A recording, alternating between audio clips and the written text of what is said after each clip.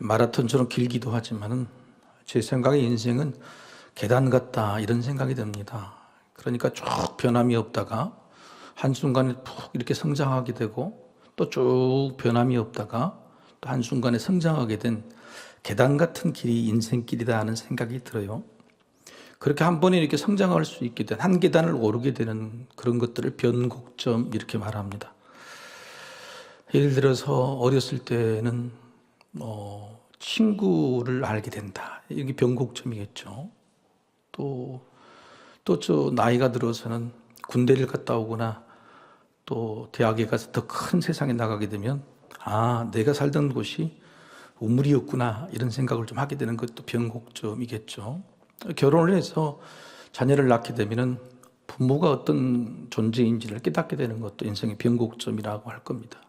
근데 그런 변곡점이 쉽게 수월하게 다가오질 않아요. 성장통이라는 게 있죠. 늘 뭔가 변화와 성숙이 될 때는 아픈 성장통을 겪게 마련입니다. 믿음도 마찬가지죠. 제가 좋아하는 축구 선수가 있는데 차범근이나 박지성, 손흥민이 아니라 저는 이영표를 좋아합니다. 이영표는 꾀돌이라고 하지만 사실 이영표는 꾀돌이 그러면은 노력을 안 하는 선수가 아니라 굉장히 노력을 많이 하는 선수였어요. 어렸을 적부터 키가 그렇게 크지 않아서 하루에 줄넘기 2,000개를 단 하루도 빠짐없이 그렇게 열심히 했다고 그럽니다. 근데 축구가 너무 좋은데 축구가 인생을 걸만한 것인데 키가 자라지 않으니까 자꾸 뒤처지는 거예요. 그래서 옆에 있는 친구가 예수를 믿어보라고 교회를 믿어보라고 이런 말을 했다고 하는 거예요. 근데 믿어지지가 않더래요. 그래서 한 번은 그랬대요. 기도하면서 하나님이 정말 살아계시다면 이 물컵을 한번 들었다가 놔주시라고.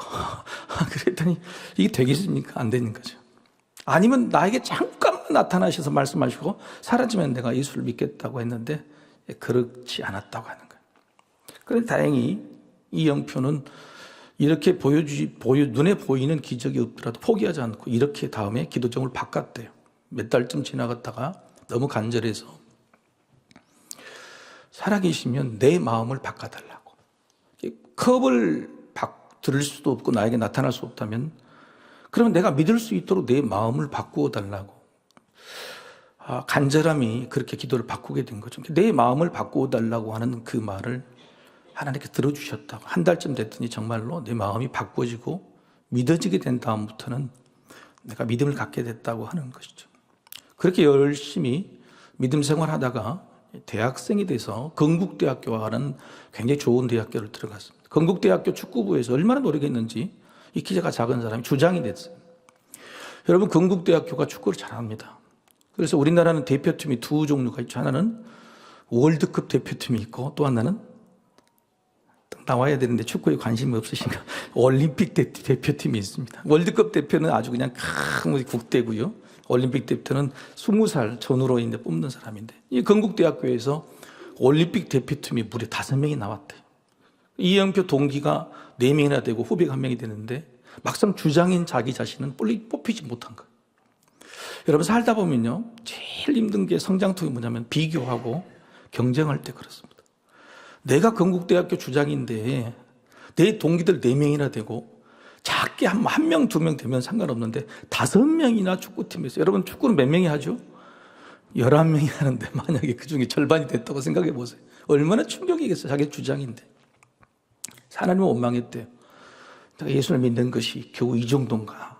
내가 열심히 노력하지 않는 것도 아니고 믿지 않는 것이 아닌데 왜 이런가 했는데 놀랍게도요 2달쯤 있다가 윙백이라는 자리가 긴급히 필요했대요. 근데 이영표가 한 자리가 이 윙백이거든요. 그래서 이 윙백이 제일 잘하는 사람이 누구냐? 이영표다.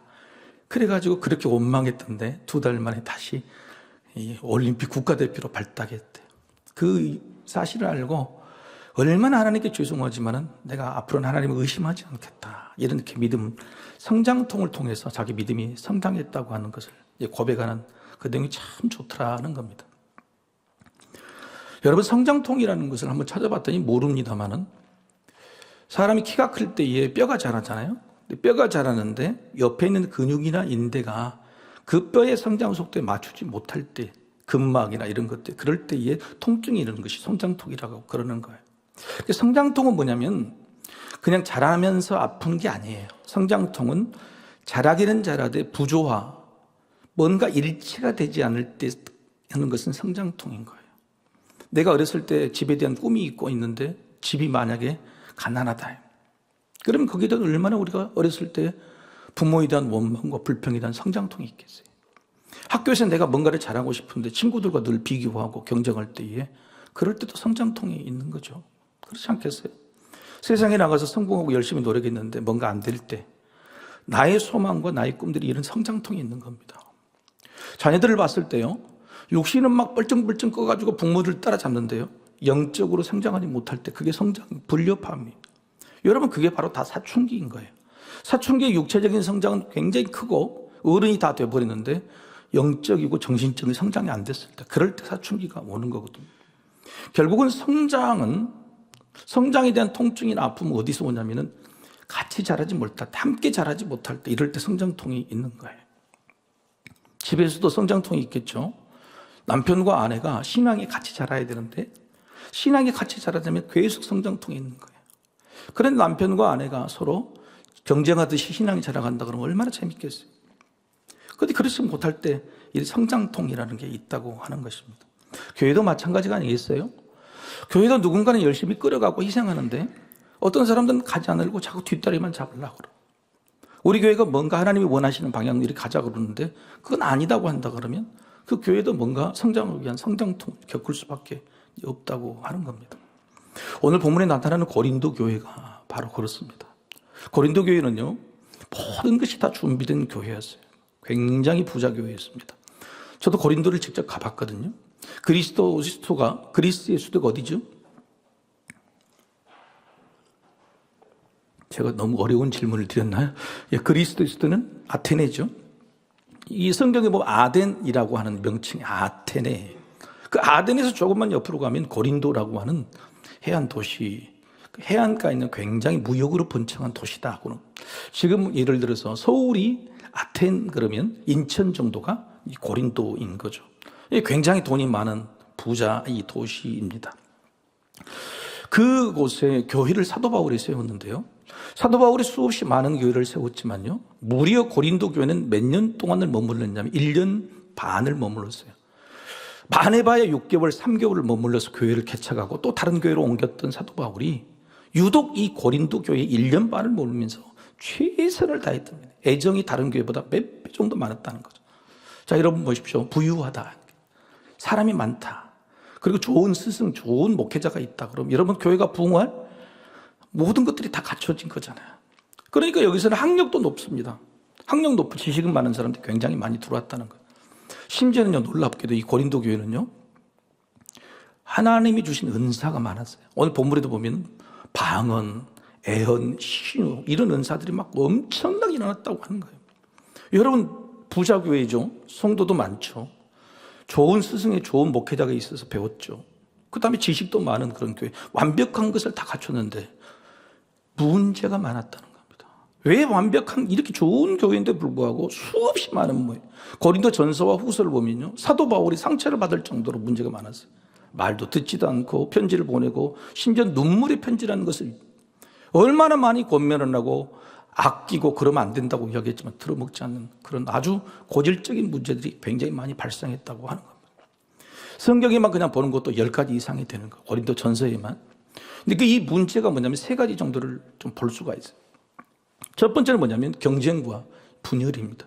이 고린도 교회에서는 바울파, 게바파, 그러니까 베드로파, 그리고 아볼로파, 예수파, 별로의 파가 있어서 서로 경쟁한다는 거죠.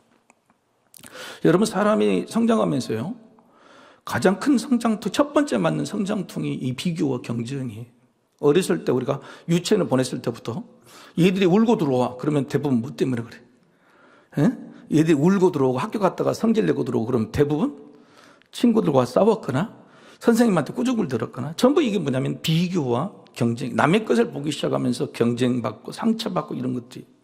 그래서 고린도 교회도요, 다 거쳤지만은 믿음이 성장하는 것이 마치 사람이 성장하는 것처럼 비교와 경쟁의 상처들, 그 성장통을 겪고 있었다고 하는 겁니다. 심지어는 이들이 싸우면서요, 소송을, 그러니까 재판을 거는데 외부 법원에다가 재판을 붙일 정도로 이렇게 문제가 됐던 것이죠. 여러분, 우리가 믿기는 믿는데 아직도 교회 안에서 비교를 하거나 경쟁을 하는 그런 마음이 있다 그러면 한번 따라해 봅시다. 어린이 성장통. 어린이 성장통. 아직 내 마음속에 하나님을 믿거나 뭘 할 때에 비교나 경쟁은 정도의 믿음을 가지고 있다 그러면 이건 어린이 성장통이에요. 아주. 여러분, 이런 것들은 빨리 우리가 넘어서야 돼. 한 단계를 넘어야 돼. 교회에서 비교할 게 뭐가 있어요? 교회에서 내가 나설 게, 날 잘난 척할 게 뭐가 있어요? 경쟁에서 이길 게 뭐가 있냐고요. 하나님도 뭐냐면 너희가 아비 되지 마라. 선생 되지 마라. 예수님도 그래. 선생 되지 마라. 오르면 올라갈수록 너희에게 받는 책임도 크고, 근데 자꾸 뭘 올라가서 그렇게 뭘 하려고 하냐. 비교 경쟁할 필요 없다.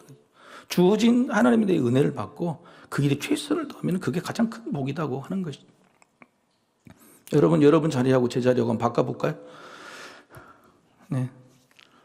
여러분 혹시 제 자리하고 그러면 굉장히 행복하고 평안할 것 같은, 여러분 그런 건 없죠. 회사에서 사장님이 회장님이 좋아 보이도요, 그 많은 짐과 아픔과 스트레스를 받게 되는 거예요.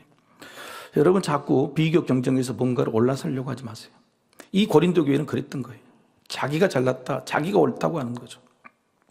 두 번째 성장통은 뭐냐면 윤리와 삶의 문제예요. 그러니까 부유하고 그다음에 교회에 오니까 세상에 있는 자기 부유함을 교회에 와서 자랑을 하게 되는 거예요. 사치하고 방종하고. 우리가 신앙생활 하다 보면 두 번째 성장통이 뭐냐면 믿음과 삶이 다를 때 성장통이 나요. 그렇죠? 교회 와서는 거룩한 척 경건한 척 있는데 내 삶은 달라요. 고린도 교회가 그랬다는 거예요.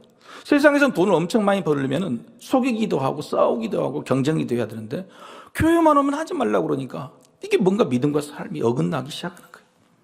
그래서 교회 모르게 음행, 사치, 심지어는 이 결혼하는 문제, 과부와 고아를 대하는 문제, 심지어는 결혼하고 출산하는 이런 문제들까지도 아주 문제가 생기기 시작하게 된 겁니다. 결국 두 번째 성장통은 뭐냐면 내가 믿음은 잘하는데 삶이 따라오지 못할 때 성장통이 생기는 거죠. 여러분 한번 따라해 볼까요? 어른 성장통. 이게 어른 정도 성장통이다 말이에요. 내가 지금 내 믿음과 내 삶이 다르다고 괴리를 느껴서 내가 이게 믿는 거 맞는가 회의가 돼. 이럴 때에 이런 성장통이 있어요. 여러분 반드시 넘어서기를 소망합니다. 그걸 넘어서야 된다. 누구나 오는 거죠. 세 번째는요, 지식 있는 사람이 많아요. 그래가지고 공부를 하다 보니까 아직 이제 교리가 제대로 되지 않는 그런 초대교회잖아요. 그러니까 교리에 관한 문제에 대해서 서로 다른 이견이 생기는 거예요. 그리고 은사를 받게 되기 때문에 애언을 할 때마다 내가 받은 말씀이 다르고 네가 받은 말씀이 다르기 때문에 서로 지적인 그런 수준의 차이의 문제가 생기는 겁니다. 그래서 은사가 문제가 생겼고 예배의 질서, 예배는 이렇게 해야 된다, 저렇게 해야 된다. 심지어는 부활의 문제를 어떻게 할 것이냐, 부활에 대한 해석도 다르게 된 거죠. 심지어는요, 굉장히 지식적인 체하는 사람이 뭘 가지고 들어오냐면 세상적인 학문과 지식을 가지고 들어왔어요. 그래서 혼합주의. 그래서 교리적인 문제에 대해서 오직 예수만이 구원받는다고 하는 사실들을 바꿔 세운 겁니다. 자기의 지식으로. 율법을 지켜야 된다는, 세상의 윤리를 지켜야 된다는 이런 식으로 교회에 와서 교회 복음을 흐트러뜨리는 것이죠. 한번 따라해 볼까요? 장년 성장통.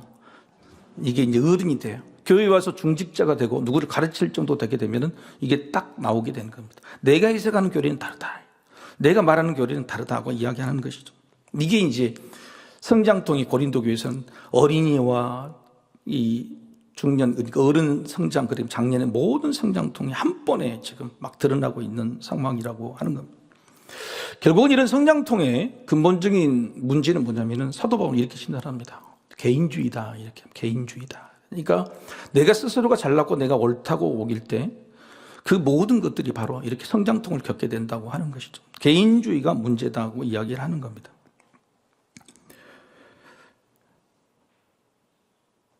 혹시 여러분 자녀나 손자들을 가르칠 때 어떻게 가르칩니까?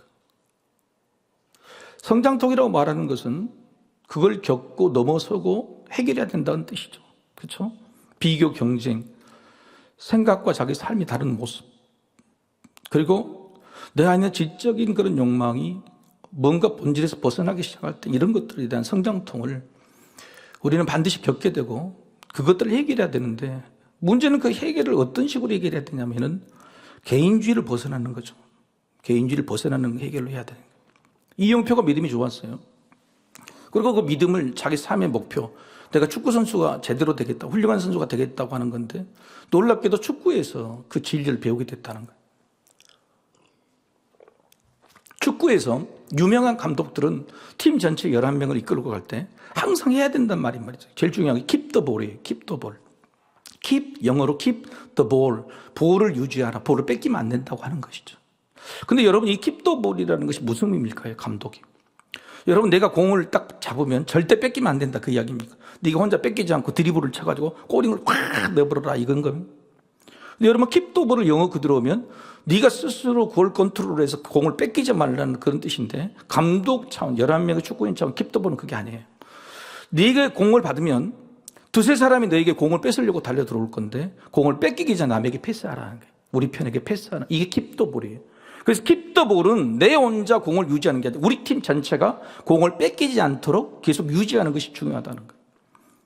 여러분, 그래서 내게 공이 올 때에 빨리 다른 사람에게 주는 거, 그 사람이 받아가지고 또 다른 사람 뺏기기 전에 또 다른 우리 편에게 주는 거, 그래야지 볼 장악력이죠.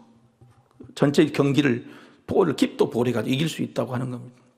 그래서 이영표가 이야기 생각하는 것은 믿음이 뭐냐, 내게 하나님께서 주시는 것을 빠른 시간에 남에게 돌려주는 거, 내게 하나님께서 주신 것을 빠른 시간에 남에게 주는 거, 이게 믿음이구나 하고 하는 생각을 고착하게 됐어요. 그래서 수없이 그 컴패션이랄지 여러 가지 일들을, 좋은 일들 굉장히 많이 하는 거죠. 믿음의 성장이라는 것은 이겁니다. 킵도브리. 그러니까 내게 주신 하나님의 은혜, 은사들을 어떻게 공동체로 함께 이 공동체 유익이 되게 만들어 볼까 하는 것이 굉장히 중요해요. 근데 우리는 그냥 킵톱을 내게 주신 것은 그냥 내가 딱 붙들고 있고 내가 좋은 것이라고 생각하면은 결국은 나도 망하고 남도 망하고, 그리고 그 게임에 축구 경기에 지게 된다고 하는 것이죠. 그래서 이게 굉장히 중요한 것이죠. 여러분, 제가 이영표만 좋아하는 게 손흥민도 좋아합니다. 손흥민이 어제까지 마지막 경기에서 뭐 했냐면은 영국에 있는 프리미어 리그에서, 이건 놀라운 기록입니다. 프리미어 전체 지금까지 수백 년의 역사 중에서 어시스트, 그러니까 어시스트가 뭐죠? 예, 설명 안 해도 잘 아시네. 남이 골을 넣을 수 있도록 해준 어시스트 1위에 등극했어요. 놀라운 거죠. 골을 많이 넣은 선수가 아니라 어시스트, 지금 역대 선수 중에 가장 많이 한 선수로 등극했다고 하는 거예요. 그래서 손흥민이 그래서 존경을 받는 거예요. 훌륭한 선수라고 존경을 받는 겁니다. 우리 옆 사람한테 이렇게 인사합시다. 내가 어시스트 할게요. 네. 내가 어시스트를 해야 돼. 이게 중요한 거란 말이에요. 그게 무슨 말이냐면, 이런 마음을 가진다 그러면 여러분, 고린도 교회가 가지고 있는 이 성장통이 있겠어요? 성장통이 있는다고 하는 것은 내가 비교 경쟁이나 믿음의 삶의 문제는 내가 잘났다고 하는 거지, 모든 어시스트 해버리면 되는 거예요. 어시스트 하면은 내가 도우면 되는 거란 말이에요. 그래서 오늘 본문에 고린도전서의 가장 마지막 부분이 14장, 15장에 그런 이야기를 합니다. 가장 중요한 것, 여러분, 고린도전서에서 가장 중요한, 여러분 기억이 잘 나는 말씀이 뭐죠? 고린도전서 13장? 여러분이 그리 아뢰건 사랑은 오래 참고, 그게 바로 이 14장 앞에 13장에 있는 거예요. 이게 사도 바울이 정말 말하는 것은, 이 고린도 교회의 문제는 뭐냐면 사랑으로 해결할 수 있다고 하는 겁니다. 사랑이라는 것이 우리의 성장통을 해결할 수 있는 기본적인 규칙, 질서라고 하는 거예요. 그런데 그것들을 구체적으로 14장에서 해결해 주는 방법들을 이야기하는 거예요. 사랑이라는 기본적인 성장통을 해결할 수 있는 그 방법들을 어떻게 해결할 수 있는 세 가지입니다. 첫 번째는 26절이죠. 26절 한번 같이 읽어보겠습니다. 같이 시작. 그런즉 형제들아 어찌할까, 너희가 모일 때에 각각 찬송시도 있으며 가르치는 말씀도 있으며 계시도 있으며 방언도 있으며 통역감도 있나니 모든 것을 덕을 세우기 위하여 하라. 교회 안에서 가르치는 일도 있고 찬송도 있고 계시도 있고 엄청나게 많은데, 이 모든 걸 뭘 위해서 하라고요? 덕을 세우기 위해서 하라는 거예요. 여러분, 성경에서 덕이라는 글자가 있을까요? 무슨 말이냐? 원어로. 제가 그저께 뭘 봤는데, 유명한 개그 여자 우먼이, 개그 우먼인데, 외국어를 3가지를 해요. 외국어 3가지를 한다고 노력했던, 대단하시다, 실제로. 근데 또 다른 외국어를 한다 그래서 뭘 하냐 그랬더니 요즘 히브리어와 헬라어를 공부하고 있대. 그래서 왜 그러냐 그랬더니 성경을 원어로 읽고 싶다고 그러더라고. 내가 그분을 다시 봤어요. 놀랐다. 여러분, 우리도 그렇게 되기를 소망합니다. 이렇게 성장하고 성수고 싶은, 나도 놀래라. 예. 성장하고 성수가 된다는 이런 마음이 좀 있어야 될 거 아니에요. 그렇잖아요? 근데 이분은 세 가지 언어를 하고도 여전히 젊은데 하고 싶다고 하는 생각이 드는 거예요. 여러분이 덕이라는 말은요, 성경에 헬라어는 없어요. 성경에는 뭐라고 하냐면 그냥 세운다고 하는 거예요. 그러니까 모든 것을 세우기 위해서 하라, 이 말을 한글로 해석할 때 가장 적절한 말이 뭐냐? 덕을 세우기 위해서 하라는 거예요. 헬라어로 세운다는 말이 뭘까요? 오이코도메오. 한번 따라해 볼까요? 오이코도메오. 오이코도메오. 여기서 말하는 것이 오이코스 종이고요. 오이코스 종이라는 뜻입니다. 그러니까 뭔가를 세우기 위해서는 내가 어시스트, 종이 되는 사람이 되어야 된다.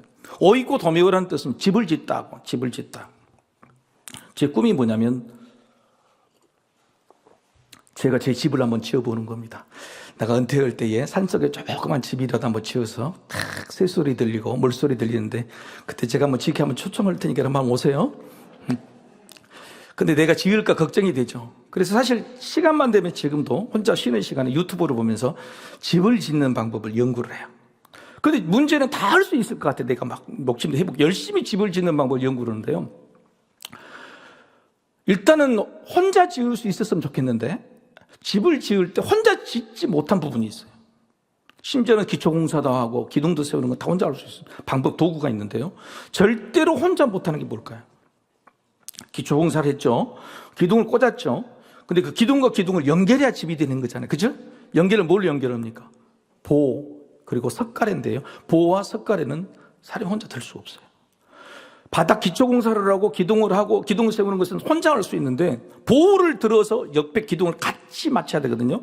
석가래를 위로 올리는 이것은 절대 혼자 올 수가 없어요. 그때만큼 무조건 도와야 된다는 거예요. 오이코도메오가 뭐냐? 집을 짓는다는 건 뭐냐? 혼자 올 수 없다는 거예요. 같이 협력해야 집이 된다 그 말이에요. 기둥으로 집을 세우는 게 아니고 보와 석가래를 같이 서로 조화를 맞추고 이를 한 번에 맞춰야지 집이 된다. 오이코도메오가 그런 뜻이라고 하는 거예요. 교회에 무슨 일이든 그것은 집을 세우는 거예요. 혼자 하는 게 아니고 같이 해야 된다고 하는 거예요. 같이 할 수 있어야 되는 거예요. 그런데 같이 하면 어떻게 합니까? 한번 따라해봐. 같이 하면 싸운다. 같이 하면 싸워. 이게 문제인 거예요. 고린도교회 분명히 같이 하는 일인데 같이 해야 되는데 싸운다는 거예요. 내가 혼자 올 수 있는 일이라도 같이 하라는 것이 그게 오이코도메오예요. 하나님 나라 일이에요. 그런데 같이 하면 싸우니까 어떻게 해야 된다. 그래서 오늘 본문에 그 기준을 이야기하는 거예요. 첫 번째는 여러분 40절을 한 번에 보시죠. 마지막에 딱 한 번에 나온 마지막 40절을 보십시다. 그러니까 시작. 모든 것을 품위 있게 하고 질서 있게 하라. 아멘. 이게 근데 어떻게 해서 사랑을 이루고 집을 짓는 것이냐? 딱 마지막에 모든 것은 품위 있게 하고 질서 있게 하라고 하는 거예요. 여러분 질서가 뭘까요? 질서가 순서 있게 하라. 질서 있게 하라. 부교육자님들이 무슨 일을 할 때 제가 항상 이야기합니다. 위원장님, 장로님한테 보고하셨나요? 물어봤어요. 구역 목자에게 물어봤나요? 근데 뭔가를 패싱하고 하면 안 되는 거예요, 교회는.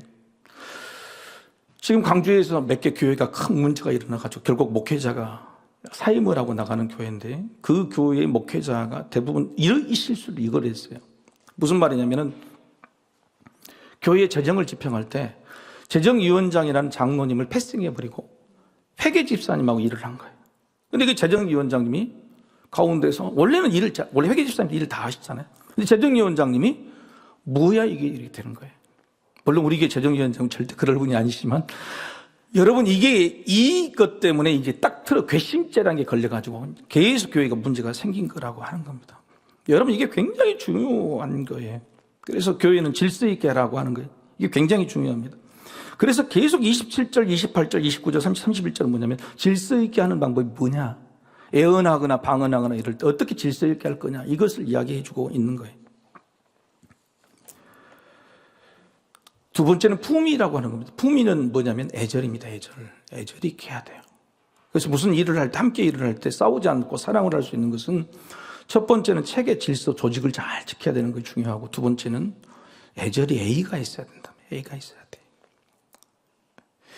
여러분 우리 교회에는 각자 직분이 있죠. 집사, 권사, 장로, 목회자 직분이 있는데 여러분 그 직분 안에도 나이 차가 있죠. 그렇잖아요.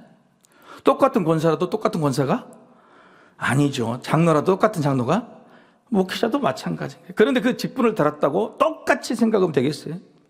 이게 아니다는 거죠. 그래서 그 누구에게도 나이가 적든 크든 누구에게도 애의 있게 애절 있게 이야기하는 것이 그것이 바로 교회의 덕을 세우는 것이다 하고 하는 겁니다.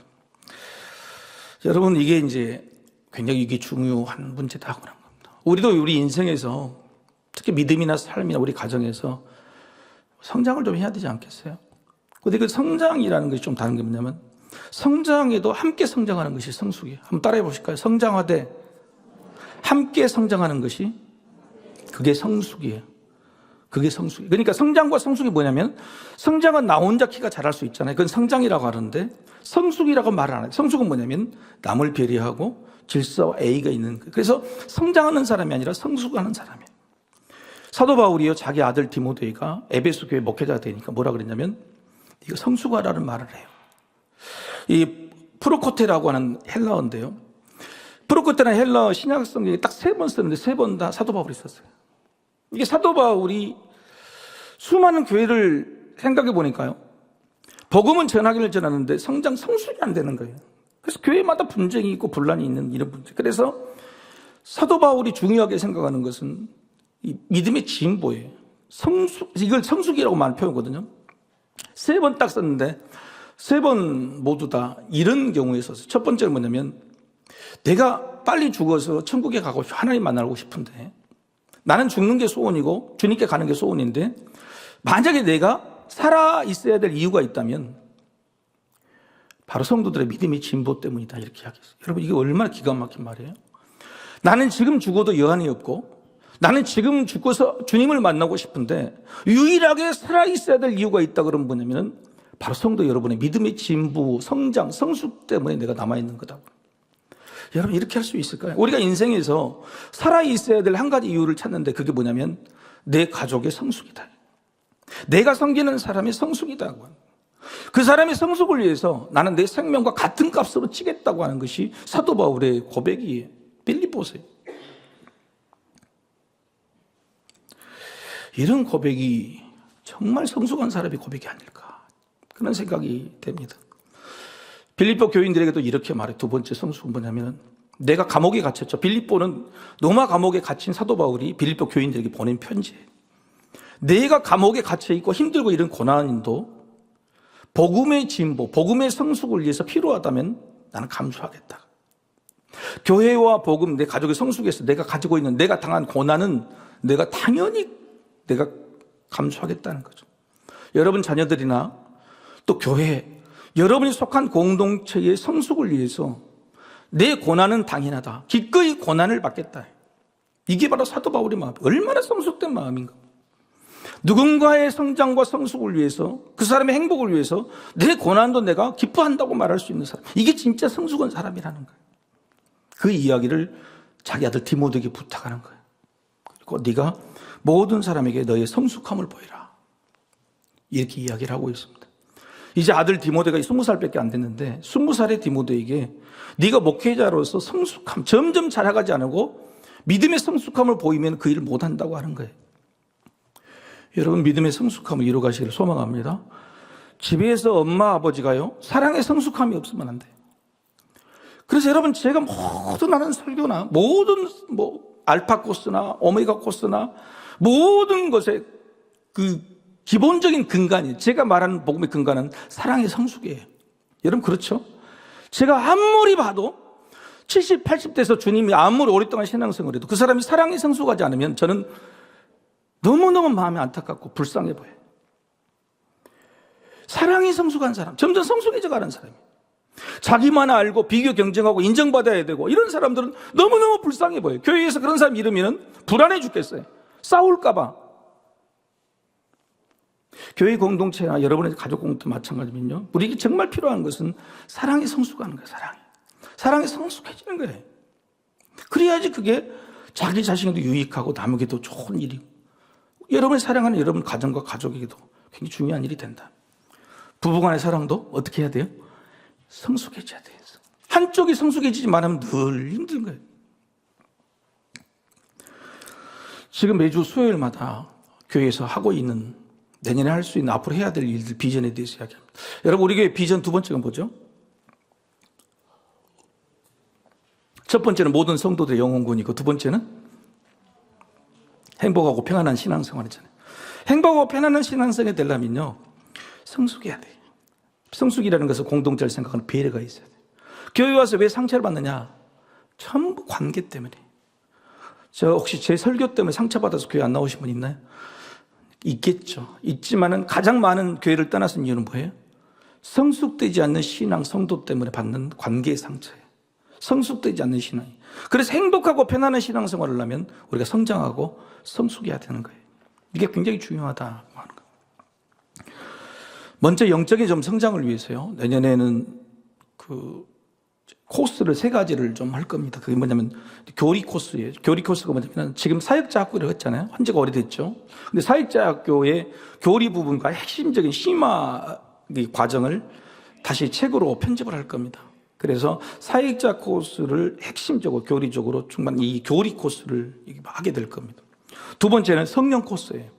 성령의 9가지 열매를 통해서 여러분의 믿음과 영적 성장을, 그래서 이것도 책자로 만들어가지고 여러분이 책자를 만들어서 교육하는 성령 코스를 만들 겁니다. 세 번째는요, 소명 코스라고, 우리가 오늘 목자학교가 있어요. 그죠? 지도자학교, 목자학교, 이 코스를 소명 코스로 만들어서 우리는 리더십, 그리고 삶에 대해서 우리가 궁극적으로 끌어가는 리더십에 대해서 교육을 제대로 하게 될 것입니다.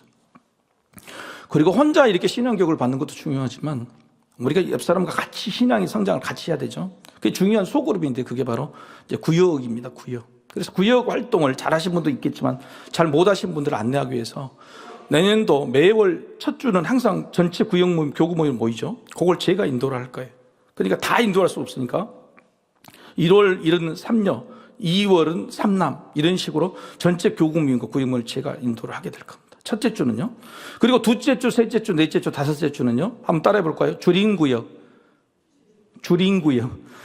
배가 줄이다 그런 뜻이 아니고 주일 열린 구역이. 주일 열린 구역으로 제가 구역 모임을 인도할 거예요. 그래서 둘째 주, 셋째 주, 넷째, 다섯째 주에는 구역 모임을 안 하고 있는 구역이나 구역 모임에 새로운 구역 목자가 오신 분들 제가 초청할 겁니다. 3개 내지 4개 구역을 초청하고 또 구역 모임이 뭔지를 알고 싶은 일반 성도들도 열려 있으니까 열려서 그 구역 모임에 오면은 제가 2주부터 5주까지 제가 그 열린 구역 모임이 뭔지 소그룹의 교제가 뭔지를 제가 직접 가르쳐 알려드리게 될 겁니다. 근데 여러분들도 만약에 구역이 지금 모임 보고 있는데 좀 재밌고 없으면은 우리가 두 번째, 세 번째 주는 거기 줄인 구역에 가서 우리가 한번 같이 나눠보자. 이런 마음이 좀 들 수 있을 것입니다. 그리고 부부 성장 과정으로 메리지 코스를 합니다. 부부 성장 과정 메리지 코스를 해서 7주 동안 한데 부부의 대화의 깊이를 실제적으로 가르치는 그 부부 메리지 코스를 해서 성장하게 될 겁니다. 그리고 이제 또 어르신들이나 작은 성장 성숙 코스를 하게 될 것인데, 성경 고전 읽기를 좀 할 것입니다. 그래서 도서관에 우리 교회 교인들이라 그러면 필독서 100권을 선정을 할 거예요. 그래서 100권을 선정해서 그런 독서 클럽 모임이나 독서 소그룹들을 조금 더 만들어가고 독서를 할 수 있도록 그렇게 하는 것입니다. 그래서 고전 100권을 엄선해서 내가 이 고전, 성경이란 이런 필독서를 100권을 정도 읽은다. 그러면 여러분 신앙이 성장되고 또 그 모임에 대한 그룹들을 만들어져 가는 과정들을 하게 될 것입니다. 한번 따라해 볼까요? 성경 3종 세트. 성경 3종 세트. 이것은 좀 7, 8개월 어르신들을 위한 건데, 첫 번째는요, 성경 읽기, 성경 통독이죠. 그래서 주일 오후 프로그램에 성경을 읽어보는 읽기 그 프로그램을 같이 진행할 겁니다. 그리고 두 번째는 성경 쓰기예요. 필사. 성경도 쓰고 찬송가도 쓰는 동호회를 만들 거예요. 그래서 성경 쓰기 동호회, 성경 찬송가 쓰기 동호회, 또 가족들이 쓰는 그 동호회를 성경 쓰기를. 세 번째는 뭐냐면 성경 암송 동호회를 만들 거예요. 그래서 성경 암송할 수 있는 방법, 적어도 그 모임 1시간 되면 성구를 몇 개를 암송하고 갈 수 있는 그 방법들을 제시를 해서, 그래서 성경 3종 세트가 뭐죠? 첫 번째? 읽기 통독. 두 번째? 쓰기. 세 번째? 암송. 이 3가지를 가지고 여러분 신앙 성장을 돕게 될 겁니다. 마지막으로 드릴 것은 7days 코스라고 해서, 7days 코스가 뭐냐면은 저에게나 교육자가 여러분에게 모든 신앙의 과정을 다 가르치기 어려워요. 또 하나는 성도님들의 니드가 달라요. 사람이 신앙이 초보에 있는 수준이 있고 어떤 분은 굉장히 높은 분이 있잖아요. 그래서 성도들의 니드를 모아서 성도님들이 요구를 하시면은 일주일간의 엑기스 있는 프로그램을 강의할 거예요. 월요일부터 월화수목금토 주일 7일 동안 신학교 교수님을 초빙을 할 거예요. 그래서 신학교 교수님을 초빙을 해서 지금 하고는 내년에는 2가지 과정을 일단 조직신학과 상담, 그래서 조직신학과 상담에 대한 교수님이 일주일에 7일 동안 특강을 할 겁니다. 물론 교회에서 돈을 대는 게 아니라 여러분이 부담을 하셔야 돼요. 교회에서 절반 되고 여러분이 부담하시고. 그래서 7일 동안 교수님의 특강을 들어서, 조직신학, 교리신학이 뭐는가, 이런 것. 그때 이제 앞으로 계획은 히브리어와 헬라어 강의도 좀 할 거예요. 그래서 교수님 불러가지고 히브리어가 도대체 뭔가, 헬라어가 하는 것을 여러분의 기초적인 수준에서 한번 구경하고, 이런 게 있다고 하는 것들. 그 다음에 성경 통독 교수가 또 있거든요. 전체 성경 한 번에 꿰뚫는 그런 분들을 모아서, 수가 모이지면은 그런 교수님들 초빙을 해서 7days 코스라고 해가지고 여러분의 수준을 높이는 교육들을 하게 될 것입니다. 성장과 성숙이라는 것이 많은 것을 하는 게 아니라 어떻게든 우리가 같이 만들어가고 같이 이루어가는 일들을 우리가 좀 해보려고 노력을 합니다. 여러분 32절 한번 같이 한번 읽어볼까요? 32절과 33절 같이 읽어봅시다. 32절 33절 다 시작. 애언하는 자들의 영은 애언하는 자들에게 제재를 받나니. 33절 하나님은 무질서의 하나님이 아니시오 오직 화평의 하나님이시니라. 모든 성과가 교회에서 한과 같이. 그 다음 32절이 이게 무슨 말이냐. 32절의 말이 참 어려운데, 애언하는 자들의 영은 애언하는 자들에게 제재를 받는다. 이 말은 뭔 말이냐면, 내 안에 가지고 있는 하나님 주신 은사나 능력은 누구에게 제재를 받냐면 내 자신이 스스로에게 통제를 할 수 있어야 된다고 이야기해요. 그러니까 내게 주신 믿음의 은사가 있든지 믿음의 능력이 있든지 그건 누가 통제를 해야 된다고요? 본인이 통제를 해야 된다고요. 본인이. 그게 하나님이 바라시는 거예요. 그게 하나님이 바라시는 질서라고 하는 거예요. 자, 내게 주신 고난, 내게 주신 능력, 내게 주신 사람들을 내 스스로가 통제할 수 있는 게 그게 바로 뭐냐? 그게 바로 성숙이라고 하는 거예요. 하나님은 내게 은혜를 주셨어요. 복을 많이 주셨어요. 근데 그걸 통제를 못해. 그러면 그건 깨지는 거예요. 하나님 내게 돈을 많이 주셨어요. 근데 내가 통제를 못해. 깨지는 거예요. 하나님이 내게 은사를 주시고 엄청난 달란트를 주시는데 통제를 할 수 없어. 깨지는 거예요. 여러분 이런 것들이 많습니다. 교회도요. 수없이 많은 교회들이 깨진 이유가 뭐냐면 막 신유의 은사가 되고 막 은사들을 받은 사람들이요. 자기 스스로를 통제를 못하니까 교회가 깨져버리는 거예요. 여러분 그래서 이 32절의 단어는 성숙을 이야기하는 거예요. 하나님이 내게 모든 것을 주신 것을 잘 관리해서 복이 되게 만들려면 성숙해야 된다는 거예요. 그래서 하나님은 그것을 무질서의 하나님이 아니라 화평의 하나님이다. 서로 간에 그렇게 말씀하고 있는 거예요. 여러분 함께 성장하시길 소망합니다. 최근 들어서 제 딸이 아빠 대학 다닐 때 친구들 6명을 우리 집으로 초청한다고 그래. 내가 너무너무 기뻐서 데리고 와라.